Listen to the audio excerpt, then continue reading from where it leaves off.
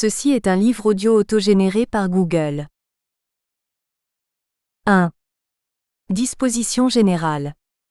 Le nouveau titre 7e du livre 1er du Code civil commence par un chapitre consacré à des dispositions générales. Que le droit de la filiation comporte de telles dispositions n'étonne pas dans un système où les filiations sont unifiées, et qui ne repose donc plus sur une distinction construite sur une différence de qualité du lien de filiation en raison de la situation conjugale des parents. Il faut néanmoins faire 2 remarques. Tout d'abord, cette idée n'est pas entièrement nouvelle. Depuis la loi du 3 janvier 1972, il existait des dispositions communes qui faisaient office de dispositions générales. À l'époque, il s'agissait en soi d'une petite révolution qui traduisait bien l'esprit nouveau du droit de la filiation. La loi avait opéré un rapprochement significatif des filiations légitimes et naturelles selon le principe d'égalité nouvellement proclamé. L'égalité ne touchait pas seulement les effets de la filiation, mais aussi, dans une certaine mesure, son établissement. Les dispositions communes constituaient ainsi un socle dans lequel les 2 branches de la filiation venaient s'enraciner. Dans le droit nouveau, il ne pouvait pas y avoir de dispositions communes, mais seulement générales. Cependant, et c'est la seconde remarque, le contenu n'en a pas tellement varié, il est tout aussi hétéroclite. On y découvre des dispositions sur le nom de l'enfant qui y trouvent mal leur place, puisqu'elles concernent moins la filiation que ses effets. Y figurent aussi, comme auparavant, les dispositions relatives aux procréations médicalement assistées qui sont plutôt des dispositions particulières. Également, les règles de conflit de loi, CCIV, art. 311 à 14 S, qui n'ont guère été touchées par l'ordonnance de 2005 et qui relèvent de l'étude de droit international privé auquel il convient simplement de renvoyer. En tête de chapitre, l'article 310 du Code civil énonce le principe de l'égalité absolue entre les enfants issus, comme on le sait, de la loi du 4 mars 2002. L'ordonnance entière est censée tirer toutes les conséquences de ce principe. Restent diverses dispositions qui édictent certaines conditions générales relatives à l'établissement de la filiation, ainsi que des règles plus techniques qui définissent la période légale de conception et la possession d'état. Section I. Les conditions générales relatives à l'établissement de la filiation. Les conditions générales sont de 2 ordres. Les unes tiennent au mode d'établissement de la filiation, les autres aux enfants à l'égard desquels la filiation peut être établie. 1. Les modes d'établissement de la filiation. Le Code civil, dans 2 textes redondants, énonce de manière générale quels sont les modes d'établissement de la filiation. L'article 310A1 prévoit que la filiation est légalement établie par l'effet de la loi, par la reconnaissance volontaire ou par la possession d'état constatée par un acte de notoriété. L'alinéa 2 ajoute qu'elle peut également s'établir par l'effet des jugements. L'article 310A3, quant à lui, affirme que la filiation se prouve par l'acte de naissance de l'enfant, par l'acte de reconnaissance ou par l'acte de notoriété constatant la possession d'état. L'alinéa 2 précise que si une action est engagée, la filiation se prouve par tout moyen sous réserve de la recevabilité de l'action. Les 2 textes se ressemblent à s'y méprendre. Le premier ne fait à vrai dire qu'annoncer le plan des dispositions qui vont suivre dans le chapitre 2 consacré à l'établissement de la filiation, et le chapitre 3 consacré aux actions relatives à la filiation. Le chapitre il est lui-même divisé en 3 sections traitant justement de l'établissement de la filiation par l'effet de la loi, par la reconnaissance et par la possession d'état. Le second texte apparemment ne fait que préciser le premier. On y apprend d'une part que l'établissement par l'effet de la loi prend la forme en réalité d'un acte de naissance et d'autre part que si la filiation est établie par voie judiciaire, elle pourra être prouvée par tout moyen. Ces 2 textes appellent des précisions et soulèvent des difficultés. A. Les précisions. Le seul commentaire que l'on peut faire a priori de ces dispositions porte sur ce que le droit nouveau change par rapport à la loi de 1972. Les apports semblent minimes. Cette double liste ne fait que reprendre celle du droit antérieur. L'ordonnance n'a pas inventé de nouveaux modes d'établissement de la filiation. Il faut cependant remarquer que la liste est dressée dans les dispositions générales, sans aucune distinction d'aucune sorte, ce qui signifie donc que tous les modes d'établissement ainsi énumérés sont utilisables tant pour les enfants issus d'un mariage que pour ceux engendrés hors mariage. On pense en particulier à l'acte de naissance qui permettra désormais d'établir la filiation de l'enfant, à l'égard de la mère qu'elle soit mariée ou non. On pense également à la reconnaissance qui jusqu'à présent avait toujours été réservée aux enfants naturels. Il s'agit là de grandes nouveautés, sur lesquelles il faudra revenir.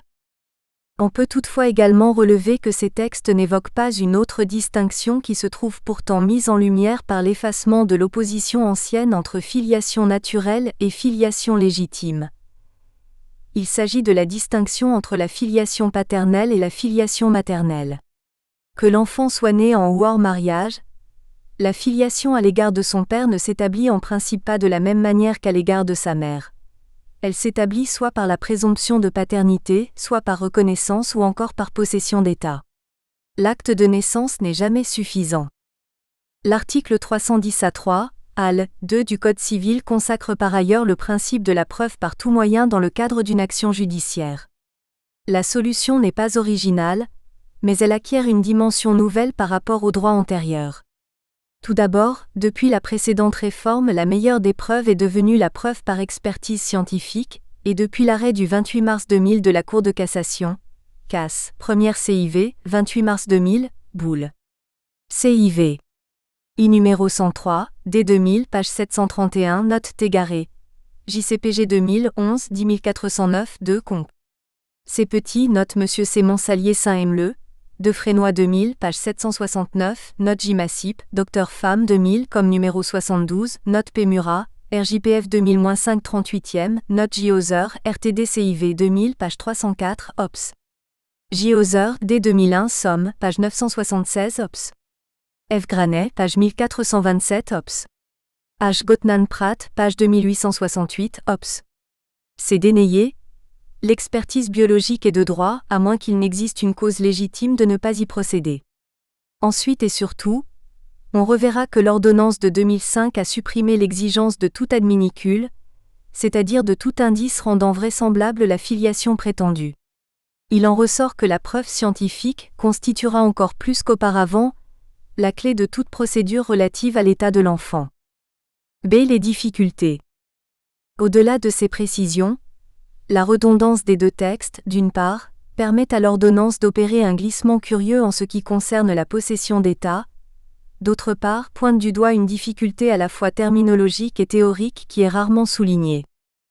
1. Tout d'abord, on constate que l'article 310A1 énonce que la filiation peut être établie par la possession d'état constatée par un acte de notoriété. Que la possession d'état soit un mode d'établissement de la filiation n'a rien de surprenant. C'était déjà le cas sous l'empire du droit antérieur, ANC art. 320 pour la filiation légitime et ANC, art. 334 à 8, al. 2 pour la filiation naturelle depuis la loi du 25 juin 1982. Qu'il soit fait mention d'un acte de notoriété ne constitue pas non plus une surprise, puisque là encore, la loi de 1972 avait organisé ce mode de preuve facilité de la possession d'état. La nouveauté tient à ce que désormais cet acte de notoriété semble le seul moyen de prouver la possession d'état hors procédure judiciaire. Surtout, l'article 310A3 reformule la règle en prévoyant que la filiation se prouve par l'acte de notoriété constatant la possession d'état. Ce n'est plus la possession d'état mais l'acte de notoriété qui prouve la filiation, comme s'il constituait un titre à l'égal de l'acte de naissance ou de la reconnaissance, ce qui révèle de la part des rédacteurs de l'ordonnance une certaine méconnaissance de la notion de possession d'état qui se présente comme une réalité matérielle, vécue, présumant une réalité biologique, qui devrait pouvoir être prouvée par tout moyen, même en l'absence d'un titre qui la fige. 2. La seconde difficulté vient de l'emploi par les deux textes de deux mots différents dont on se demande s'ils doivent être tenus ou non pour synonymes. L'article 310A1 vise en effet l'établissement de la filiation, tandis que l'article 310A3 fait référence à la preuve de la filiation. Ce problème renvoie à la définition de la filiation et à son fondement. La filiation est un lien juridique, purement abstrait en tant que tel, mais qui repose sur une réalité très concrète, un lien biologique. Lorsque les textes parlent de preuve de la filiation, il devrait en réalité parler de preuve du lien biologique. C'est évident lorsque l'article 310A3, al. 2 vise la preuve par tout moyen dans le cadre d'une action judiciaire. Ce qu'il s'agit de prouver, c'est bien un lien biologique, grâce notamment à l'examen comparé des sangs ou à l'empreinte génétique.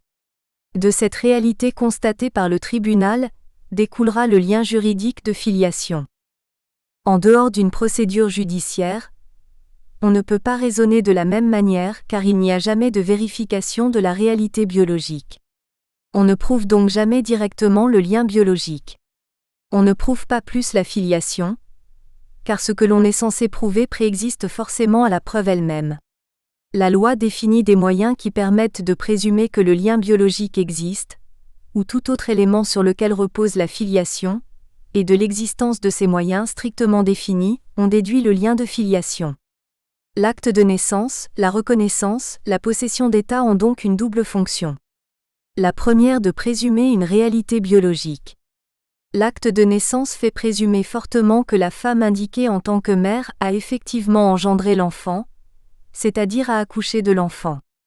La reconnaissance indique que son auteur est probablement le parent de l'enfant, car il n'aurait a priori aucun intérêt à s'engager à nourrir un enfant qui n'est pas le sien. La possession d'état laisse supposer que l'enfant et l'adulte qu'elle lie l'un à l'autre sont en toute probabilité liés par un lien biologique, car la plupart du temps, lorsque deux personnes se comportent comme parents et enfants, c'est qu'elles sont biologiquement liées l'une à l'autre. Quant à la présomption de paternité, son seul nom est suffisamment éloquent. Ces présomptions remplissent cependant un second office. Elles révèlent à la société cette réalité biologique présumée et servent d'attestation officielle et provisoire, jusqu'à ce que la preuve contraire soit apportée si la loi l'autorise, de l'existence du lien de filiation qui en découle. Ces modes ne créent pas la filiation de toute pièce parce qu'ils traduisent une autre réalité sous-jacente, mais sans eux la filiation n'aurait pas d'existence juridique. C'est en cela qu'ils établissent la filiation, ce qui est autre chose que la prouver. C'est pourquoi l'article 310A3 semble à la fois mal rédigé et adventice. Il aurait fallu qu'un seul texte énonce: la filiation s'établit selon les cas par l'acte de naissance, la présomption de paternité, la reconnaissance ou la possession d'état.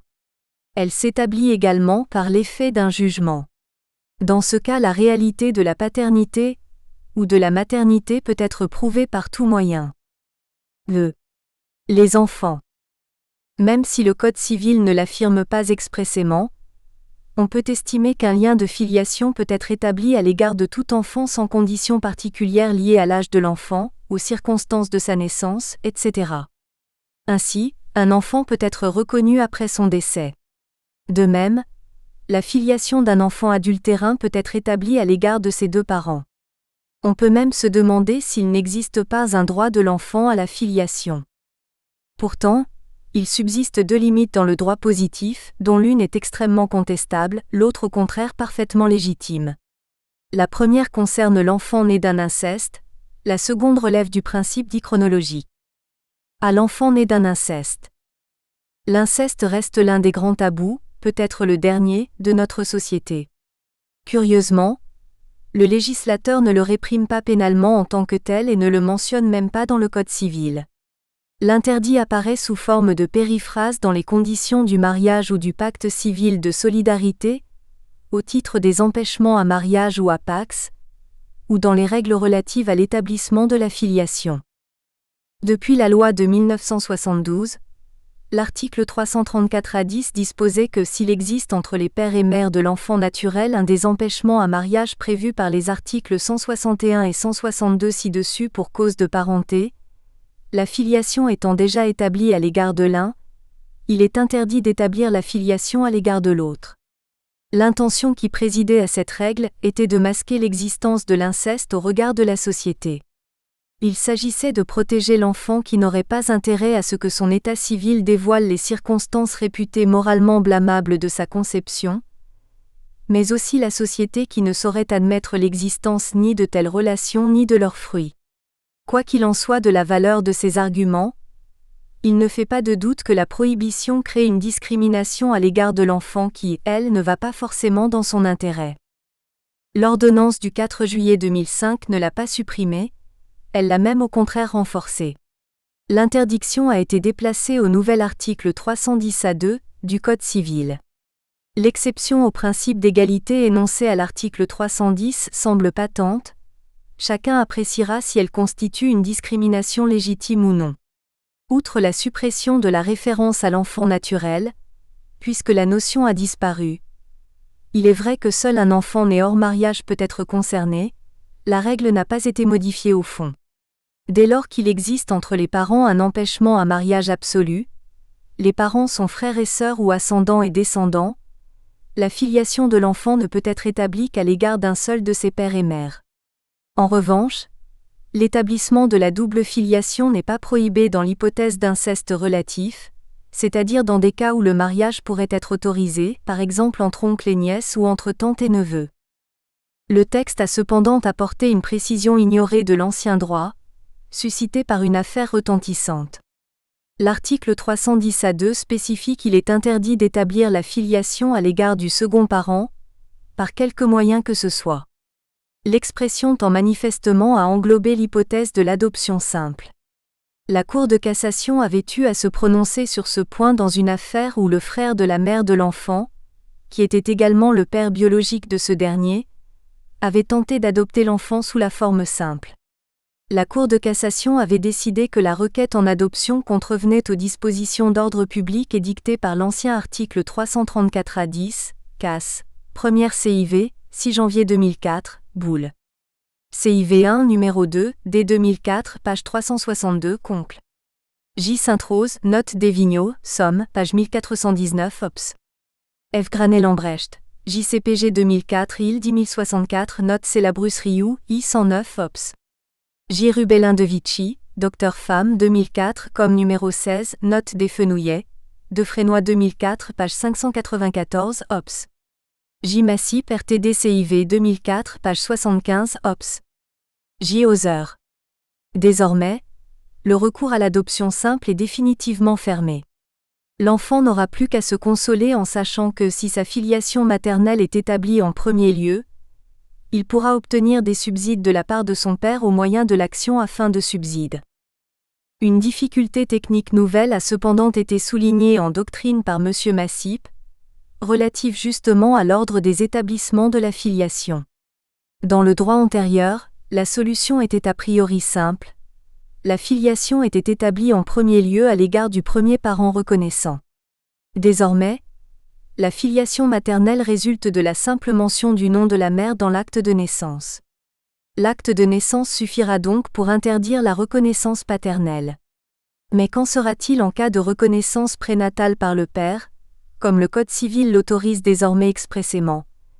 Faut-il comprendre que celle-ci empêchera d'indiquer le nom de la mère dans l'acte de naissance, ou bien que l'acte perdra simplement sa vertu d'établissement de la filiation? Cette seconde solution semble la moins absurde. B. Le principe chronologique. Le principe chronologique signifie que dès lors qu'un enfant a déjà une filiation établie à l'égard de l'un de ses parents, il est impossible de lui en établir une seconde qui la contredit. Ainsi, la filiation établie par présomption de paternité à l'égard du mari de la mère interdit à l'amant de celle-ci de reconnaître l'enfant. Dans la loi du 3 janvier 1972, le principe n'avait été que partiellement consacré. L'article 338 du Code civil disposait d'abord que la reconnaissance d'un enfant naturel rendait irrecevable l'établissement d'une autre filiation naturelle, qui la contredirait. Par ailleurs, l'article 334A9 prévoyait que si l'enfant avait déjà une filiation légitime établie par possession d'État, toute reconnaissance était nulle et l'action en recherche était irrecevable. Avant d'établir une nouvelle filiation, il fallait donc d'abord détruire celle préexistant. Enfin, l'article 322 interdisait à l'enfant de réclamer un autre état que celui que lui donnait son titre et une possession d'état conforme. Mais dans les autres hypothèses, un conflit de filiation était envisageable, notamment sur le fondement de la célèbre interprétation à contrario de l'article 334A9, si la filiation légitime de l'enfant était établie uniquement par titre, une reconnaissance contradictoire était valable, une action en recherche était recevable CAS, première CIV, 9 juin 1976, dès 1976, page 593, note Perreno. JCPG 1976-2, 18494, note G. Cornu, RTD-CIV 1976, page 340, OPS. Ernerson, De Frénois 1976, page 1124, OPS. J. Massip et page 1416, OPS. Sous l'eau, et devait être résolu selon les prescriptions de l'article 311 à 12 au profit de la filiation la plus vraisemblable.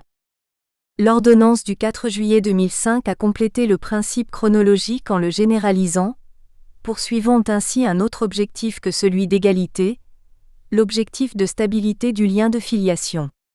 L'article 320, qui ne figure pas dans les dispositions générales mais qui l'aurait pourtant mérité, dispose désormais: tant qu'elle n'a pas été contestée en justice, la filiation légalement établie fait obstacle à l'établissement d'une autre filiation qui la contredirait.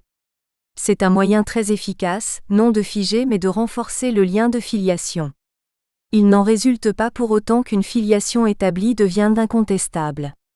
Au contraire, pour établir une nouvelle filiation à l'égard de l'enfant, le principe signifie qu'il faut d'abord détruire le premier lien, au moyen d'une action judiciaire en contestation et dans les nouvelles conditions de recevabilité déterminées par l'ordonnance de 2005, V1FRA, page 91s. Section 2. La présomption légale de conception. De nombreux intérêts sont attachés à la connaissance de la date de conception de l'enfant. Elle permet d'abord d'appliquer la maxime infant conceptus pro nature habetur quoti de commodis ejus agitur, selon laquelle l'enfant conçu doit être considéré comme né chaque fois qu'il y va de son intérêt. Elle est indispensable aussi en droit de la filiation, puisqu'elle conditionne l'application de la présomption de paternité. L'enfant est rattaché au mari de sa mère lorsqu'il est né ou a été conçu pendant le mariage, V1FRA, page 37s. La difficulté réside dans ce que la conception, contrairement à la naissance, est un événement qui ne peut pas être prouvé directement, étant rarement public. C'est la raison pour laquelle, dès l'origine, le Code civil a établi une présomption légale de conception. Constatant que la durée d'une grossesse est variable, le Code civil en détermine une durée minimale et une durée maximale. C'est ainsi que l'article 311, al. 1er, resté inchangé, présume que l'enfant a été conçu pendant la période qui s'étend du 300e au 180e jour, inclusivement, avant la date de la naissance. Avant la loi de 1972, la règle était assortie d'un grave inconvénient, la présomption ayant été déclarée irréfragable par la jurisprudence. Cass. CIV, 16 mars 1925, dès 1926, 1 page 145, note Roast. On n'imaginait pas qu'une grossesse pût durer moins de 6 mois ou plus de 10 mois. Par conséquent, si la grossesse avait duré plus de 300 jours au-delà de la dissolution du mariage, l'enfant ne bénéficiait pas de la présomption de paternité et se retrouvait donc naturel adultérin à mâtre. Devant les cas, assez nombreux, de grossesse se prolongeant parfois de quelques jours au-delà des 10 mois, plutôt que de modifier le délai de la période légale de conception, le législateur en 1972 a préféré reconnaître la possibilité d'apporter la preuve contraire. Cette première présomption s'en double d'une seconde, qui renforce son efficacité. Le deuxième alinéa de l'article 311 du Code civil précise que la conception est présumée avoir eu lieu à un moment quelconque de cette période, suivant ce qui est demandé dans l'intérêt de l'enfant. Section 3. La possession d'état. La possession d'état est une notion clé du droit de la filiation qui n'a cessé depuis l'origine du Code civil de prendre de l'importance, importance qui n'est pas démentie par l'ordonnance de 2005.